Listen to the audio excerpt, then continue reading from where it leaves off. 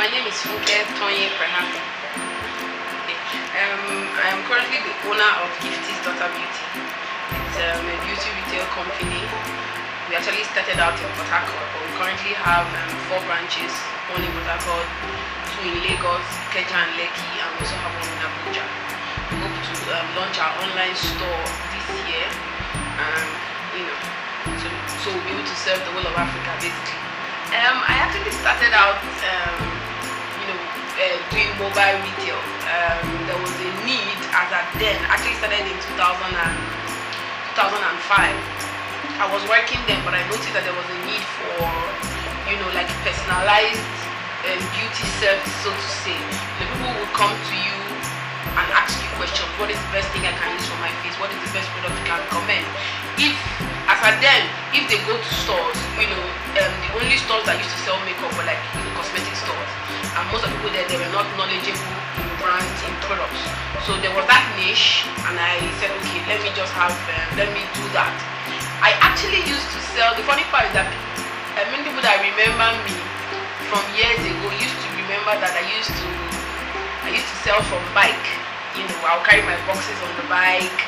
I'll probably carry like 3 boxes, and the bike man will carry 1. I was everywhere. I was in Uniport, I was in UST. I used to go to people's houses, friends would call friends would call sisters, they will all congregate and call me, look, we want to buy. And that was how basically I started selling. So after 6 months, I found out that I had like a client base. So the next thing was to, I was doing some of it, just by learning by ear. I just look at the product and say, look, this is your shade. I didn't go to any school yet, so I decided to go to beauty school. I went to beauty school in South Africa for like 2 months plus, came back and said, okay, I wanted to start a business. But there was a lot of resistance from my family basically, because they didn't understand why I did accounts. I had written like ICANN, 1, 2 stages. I was on my way to, being an accountant, so to say, like a recognized person in society, and I now wanted to sell makeup.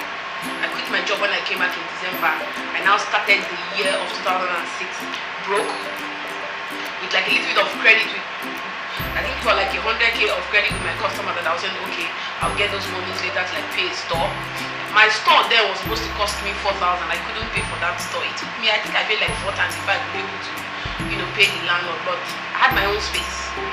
I went to Lagos with night bus, I bought things, came back, and I basically started selling, still, offering the services, beauty services, doing makeup for brides, doing this and that. And somehow, I told myself in 2006 that I was going to give myself 1 year.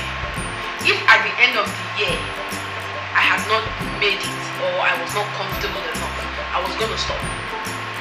But the funny thing was that as at 2006 ending, I had like a very fantastic bride, and she complimented my work so much, and she was like, look, you need to continue doing this. And it was just a confirmation that I did not need to stop.